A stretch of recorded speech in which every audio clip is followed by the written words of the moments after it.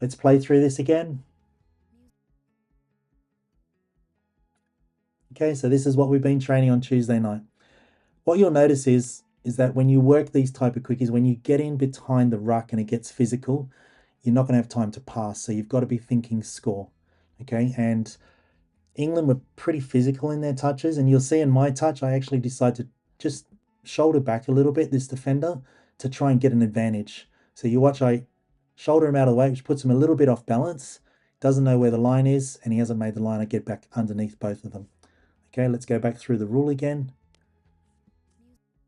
Daniel goes wide, I get in behind, target the gap in the middle. Okay, so there's now Ireland, and same again, we've got both middles up.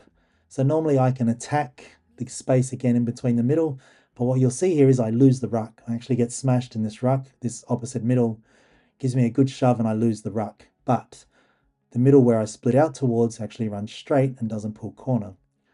And this can happen quite a lot when teams are being trained. If I make a touch on the left-hand side of the defense, these three, you normally go back in that direction. If one of these three make the touch, you should all come back in this direction. And so getting both middles up in a touch can create a lot of confusion for structures if they're not that disciplined. So I get pushed off the mark here. I run at the other defender that's not mine, and you create a 3-on-2. Let's just walk through that one again at normal speed. Daniel pulls him out. I lose the ruck, but I run at the defender that's not mine, and I set up Jamie. Target the middle defenders. Rolling forward, didn't make the line on time.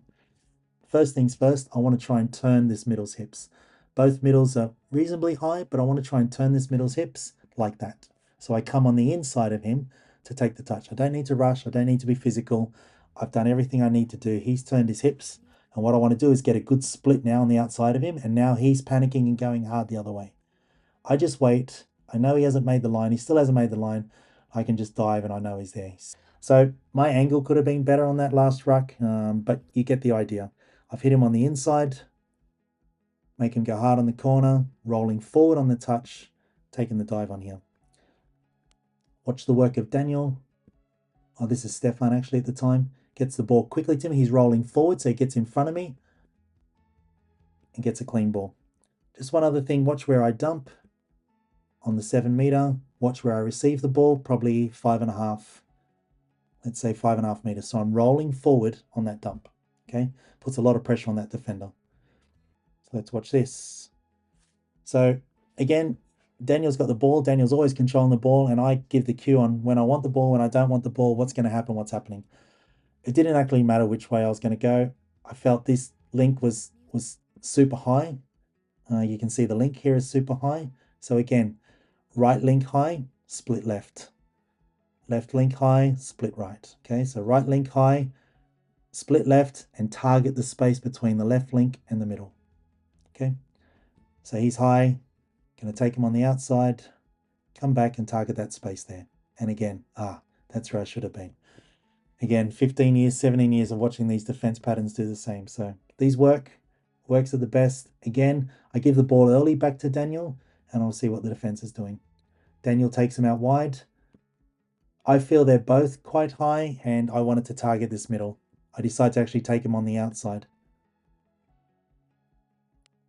Basically what I do is I square him up again. So I don't want him to pull corner. I feel his change of direction might not be as fast or that fast. So I want to try and square him up and then take him on the outside. So I take him on the outside first and foremost. I get my hips square so that it looks like I'm going to run straight at him there. And then I just take 1 step, 2 steps, split him back on the outside and change angle. He hasn't even made the line yet. Let's roll through that normal speed. Give myself time. I tell Daniel outside, square him up, change angles there. Really late footwork, and then it's pretty easy.